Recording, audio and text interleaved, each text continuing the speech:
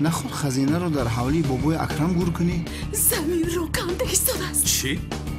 ای بچه خودی مخی. تو که هستی؟ دیکک. هجری دویده بیو که میمورم. خانم سنمان شما رو دوست میدارم. جانم از حرام اینقدر که میترسی اینجا چیکار میکنی؟ من مادری او را میگیرم. این قصه بین بیل گیتس و یک مرد سیاه‌پوست مسلمان گذشته از برادران. خبری بدش این است که دختر در دست من است. سومال بیا زور باشه بیا پیش بیا. با ماشین همچنین در سوره حجرات آیت 10 خدا میفرماید هر آینه مؤمنان برادرانند. خزینه رو میابیم. در دیواری بخارا با حرفای زرین می نویسم که شوکت جمع بانو برابری لاوه. استاد در دیوان دو آدمه تنها خوب کنی جایز باشه؟